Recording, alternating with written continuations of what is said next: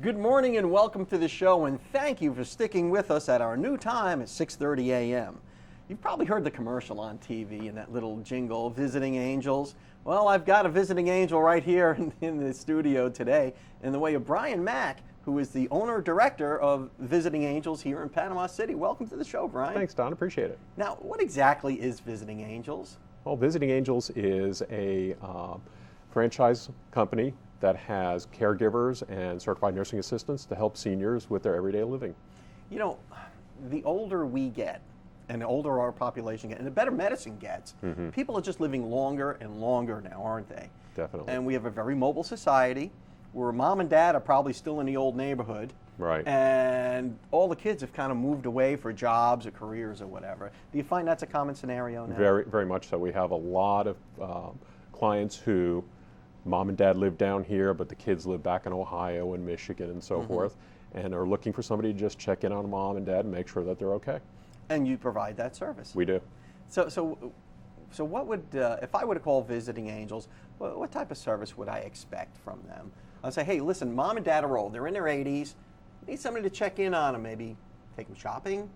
We Would you do that? We provide services to drive them to doctor's appointments, shopping, run errands, anything they like to do.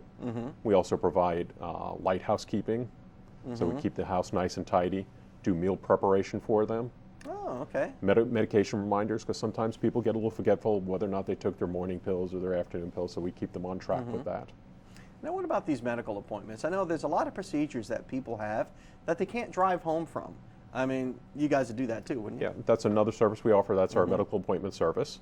So any adult who would be going in for a procedure and the doctor says you need somebody to take you home and make sure you get home okay and make sure the anesthesia wears off correctly, and even if necessary, take you back the next day for your post-op visit, we can do that for you. So there's no need for you have to put off that appointment anymore. You know, and I know that feeling of worrying about an elderly parent. You know, my parents are elderly, they live in the old neighborhood, and luckily we have relatives still in the area that pop in on them and check on them, and they have visiting nurses and all the services that they need.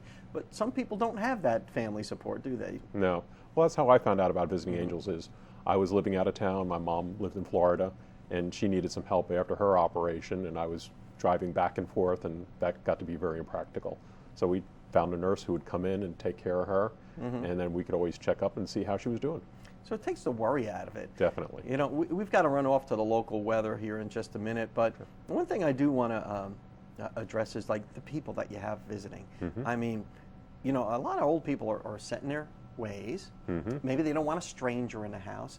And as a son or a daughter who gets these services, you want to make sure that the people who are in your parents' home or grandparents' home are trustworthy. Right. And I'm sure you have a process that... So what we do is we only hire experienced caregivers or certified nursing assistants. So they probably worked in hospitals or nursing facilities nearby. They go through a background screening process with the FBI. We do a secondary background screening, so we check on their misdemeanor record and we also check on their driving record. And then we also have them purchase liability insurance in case there's ever an issue. So they're fully bonded, insured, background Exactly. investigation, the whole deal. And nobody gets by unless they pass all of those tests. We've got to run off to the local weather, but after that, I'd like to talk a little bit more about the people that come and provide this service to our elder citizens. And now off to your local weather, brought to you by the West Pittman Law Firm, westpittmanlawfirm.com. Welcome back to the show. I'm here with Brian Mack from Visiting Angels. Brian, you know, before the break, we talked about how the people who provide this service to our elderly citizens are bonded and fully investigated and all that stuff. Now, a lot of times, old people are not really receptive, are they? I mean, elderly people don't want anybody in their home. Frequently we get calls from the children and they say, Mom and Dad need a little help, but they're not sure about having somebody in. And we usually suggest, bring somebody out for just a few hours a day and see how that works. And if they need a little more help, we can adjust it upward, or they don't need quite that much, we can adjust it downward. But it's all just about the personalities. Yeah, if we bring somebody out and see if so it's you'll bring someone out to kind of spend a little time with them, and maybe they like them, maybe they don't. Right. They may be totally safe and fully investigated and all that stuff, but maybe it's just the chemistry isn't there. Exactly. So you try and find a good personality match for them? We try to, during the interview process, find out what they would like to have, the type of person that they would like to have in their home, and then try to match that up with the caregivers that we have that we can send out. Oh, well, that's kind of an interesting way to go around it. Now, do you have to convince people, like old people, or do children do that for their parents? Like, we can't do this anymore, Dad, It's 50-50. Some people come to their own realization and they call and they say, I just can't do what I used to be able to do. Or I had to turn in my car keys and I can't drive anymore and I need some help. And I don't want to go into a nursing home, but I just need somebody to drive me to my appointments or just help me clean up around the house and help me prepare meals. And some caregivers are getting older too. I mean, I have a friend who has a dad who's taking care of a grandparent who's quite elderly. He can't keep up with them. We have an outstanding caregivers in their 70s. Yeah, wow. Yeah, very dynamic individual. Yeah, I would say so. Yeah. Yeah. So Visiting Angels is a private company. Is it very expensive to do? Is it something covered by insurance? Or? It's covered by long-term care insurance, and also if you're a veteran, it's covered by a program called Aid and Attendance. Aid and Attendance. Yes, so if you're a veteran, something to investigate. That is something. So if you have an elderly parent who's a veteran, should they call you to find out how to do this? Please call me, call my office. We'll put you in touch with somebody who can help you navigate the paperwork through the VA. So Brian, how do we get in touch with Visiting Angels? We have 2 offices. We have one in Destin, and we have one in Panama City. You can call our Panama City office. That's telephone number is 215-3300. Brian Mack from Visiting Angels, thank you so much for coming on the show and getting us smart about elder care. You're welcome. And Visiting Angels is just another option that we can use to take care of our treasured senior citizens. Thank you again. You're welcome. And we'll be right back after your Mad Hatter Minute. Hi, this is David Lovett, and this is your Mad Hatter Minute. Today we're going to talk about exhaust. There are 3 things in your vehicle that make your car go. You have fuel, you have fire, and you have air. Air comes into the motor, it has to leave, and it leaves through your exhaust. Your exhaust consists of several different components. The components we're going to talk about today is the catalytic converter. The catalytic converter is the device that was actually put into effect in 1975 by the federal government. It's a device that takes unburned gas and burns it off so you don't pollute the air and pollute the ozone. Carbon monoxide is reduced, nitrogen oxide is reduced, and all the noxious fumes are reduced. These little babies save the planet. The catalytic converter is made of a hardened shell, and on the inside of the catalytic converter we have honeycombs. The honeycombs on the inside of the converter are what actually burn off the excess gases. On the side of this particular catalytic converter, there's a port. That port is for an oxygen sensor. Some of our old school guys will tell you remove the catalytic converter. Well, let me tell you, as an exhaust professional, do not remove the catalytic converter. You're doing yourself a disservice and you're going to harm your vehicle and you're going to break the law. The oxygen sensor actually senses the unburned oxygen, and it sends signals back to the computer to tell what type of air-fuel ratio that gets mixed. If you remove the catalytic converter, you remove the oxygen sensor, and your car doesn't know what to do, and you actually have poor performance, and it's going to create a whole host of other problems. I'm David Lovett, and this has been your Mad Hatter Minute. Welcome back to the show. I have Dr. Stephen Favaloro from Forest Park Animal Hospital to give us our pet health tip of the week. So, Doc, what are you thinking about this week that might improve our pets' happiness or well-being? One of the things I was thinking about we could talk about would be, children and children's behavior around pets. Oh boy, I've seen that, like little toddlers pulling on ears, and laying on top of the dog and stuff like that. Absolutely, a lot of people, like, my child is great with pets. Well, just because the family dog is tolerant of, your child, pulling on their ears, pulling on the tail, laying on them, doesn't necessarily mean that behavior is, even, well received by that dog. He's just tolerant of it, and certainly other people's dog, you do those kind of things. Oh, you don't want to pull that with a dog you really don't know. No, and children who are not even, old enough to go to preschool, that 5 to 7 range and under, they don't have what's called empathy awareness. They're not aware of what they're doing might actually injure another being. And so, to leave those children unsupervised, or even with an older child, like say an older child who's 10, 11, 12, if the person who's supervising can't control the actions of both the child and the dog, then, you probably need a more appropriate supervisor. Yeah. I mean, and it is about, the dogs will put up with so much. And it's funny that you say that, this empathy awareness when they're not aware of another being. And, dogs are beings. Absolutely. And they have their own little consciousness and their personalities and all that. Absolutely. That's why And, we love them so much. And you might be there and your child may give you all the right answers and may act, appropriate when you're watching, but, turn your head for a minute and watch them experiment. Watch them do things that they wouldn't do in front of you, because that's how the human mind works. That's how we learn.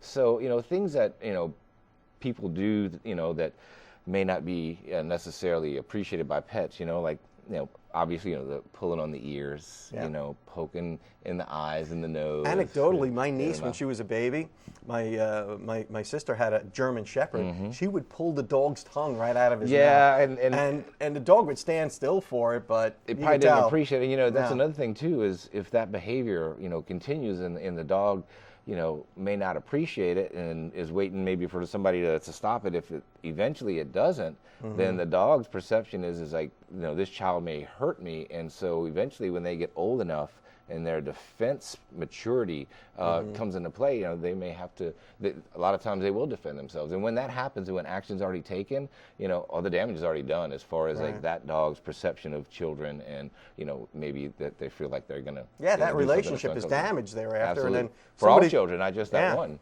And if a dog snaps, somebody's got to go, and it's not going to be the kid. No, it's not going to be the kid. It won't be the dog's fault, because the dog was put in a situation that it was at a disadvantage already. But other things too that we don't think about. Just kids swing things. Bats, the plastic bats, towels. Even though they don't think that they're going to hit the dog, and they may not even know the dog's are trying to do that. The dog may perceive it as coming at it. Getting up real close in a dog's face. They got their own personal space, just like we do, right? And I remember sitting on the bed, me and my wife and the kids, and we're all sitting there, and the dog's here, and my son just kind of, goes across the bed, and my little dog hit him right in the cheek. Didn't hit him hard, but I was just like, it's almost like a train wreck. I saw it coming, but you couldn't stop either one of them fast enough, and they'll do that just that quick.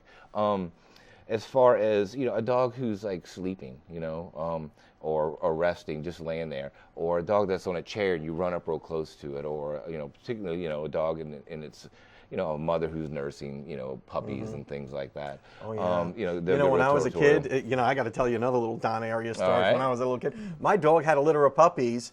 And I had them in the garage, and we had a detached garage up in New York. And I had a friend come over, and I was probably about 12 years old, and he leaned over to look at the puppies. Oh yeah. Dog jumped up, bit his lip. Absolutely. Emergency room. Got a couple stitches. Absolutely. Yeah. There's very maternal aggression there. As far as like dogs and with food bowl, you go up to their food bowl, you got to make sure that that's something that's supervised. Pulling on toys, playing a tug of war. I mean, an adult, an older child, you can kind of get a feel as to whether that dog is playing versus not playing, but a young child, there comes a point where dogs get real aggressive. They get carried away with that game. Going into a neighbor's yard, it's you're not familiar with, you're outside, that even something as much as like your neighbor has a fence, sticking your hand through the fence, that's something that running from dogs, their instinct is to chase. So I guess the key, Doc, is just to supervise your children and your pets pretty much at all times. Absolutely. Well, that's our pet health tip for the week, and thanks a lot for coming on the show, and we look forward to another one next week. Thank you very much. All right. And we'll be right back after these messages. Welcome back to the show. If you've ever dreamed of opening your own business, and I have, and I did, but you just don't know where to start sometimes, and where do you go for help, and where do you learn all this stuff? Instead of being a dope like me and just kind of muddling through, you can reach out to someone like Robert Getz, who I have here in in the studio today. You are the director of the Small Business Development Center, is that Correct, right? yes. And also the Veterans Business Outreach Center as well. Correct. Two different programs. And Don, thank you immensely for Yeah. having me on your show. Two different programs, similar activity and programming, but we essentially work to help businesses be as successful as possible. You know, and I found you guys a little late in the game. Maybe not late in the game. I've been doing this for about 6 months now, and I found you a little late in the game. But would it have been better for me to seek you out first before I launched? Absolutely. Yeah. Absolutely. And when you think about it, the business of America really is business. That's right. That's what we Americans do exceptionally well. But most people, yourself, as you just described, Don, most people have technical or vocational skills. They never really understand, how do I operate a business venture? And we address all aspects of starting, growing, developing a business life cycle. Because businesses are like people, although they can go on indefinitely if properly managed. So people understand. Who do you work for? What is the organizational structure? Because I see your name tag says Gulf Coast State Yes. College, Yes. right? And I know you're some sort of subset of the Small Business Administration somehow. It's a little confusing. Yeah, what is the relationship It's a little there? confusing. It's confusing to me at times. But I work for this Gulf Coast State College, and we've got a team of 11, all employed by Gulf Coast State College. We contract with University of West Florida, who has the Florida Small Business Development Center Network grant. And the Small Business Development Centers, they're in every state. They, for the most part, operate on college campuses and universities. So how are you funded? Is it tax dollars, or are you okay? It's a combination of tax dollars that flow through the Small Business Administration. There are federal, in addition to federal dollars, there are state dollars that Tallahassee has appropriated for us. And there's some private money from the local community that flows into our program. So, And the college puts money into it. So it's like everybody has skin in the game here, and everybody has an interest in having small businesses succeed. So I guess it behooves all of these other entities to contribute somehow to your mission, right? Exactly. And what you just said really is one of the definitions of economic development, what we essentially do. That's growing wealth in the local community using private, public sector talent and expertise. So just now that we sort of kind of understand your structure, you know, what exactly is your mission, and how do people do that? We've got to run off to a break. I'm going to let you think about that during the break. But on the other side of that, let's talk about how people can reach out to you, what your mission is, and what our viewers out there who are thinking about starting a business, what they can do to get started. We'll be right back after these messages. Welcome back to the show. I have Robert Getz, who is the director of the Small Business Development Center, here in my studio today. And Robert, the best interviews always happen during a commercial break. True. And I get all the valuable information. And in the very limited time we have left, you know, tell us how people who may be watching this can start a business and what you can do for them and what the Small Business Development Center can do. Don, what we can offer someone starting a business, or the other end of that spectrum, somebody already in business, been in business 10, 15 years, whatever, looking to grow to that next level, we offer them one-on-one consulting, no cost, confidential, their place of business, our location at the Advanced Technology Center, Gulf Coast State College in Panama City, also a location that we have in Port St. Joe on the Gulf Franklin campus. It begins with an assessment. We kind of interview, and we've got a team of 10, actually 11, with skill sets, not just academics, theoretical, technical types. They've actually run businesses. They understand, myself included, we understand the pain of making payroll on a regular basis. So we've practiced what we have learned. But we listen, we assess, we understand what the pain points are, what's needed to move forward. We then give advice and recommendation using a team-centered approach. It's not a one-time visit. It's almost like you're in therapy.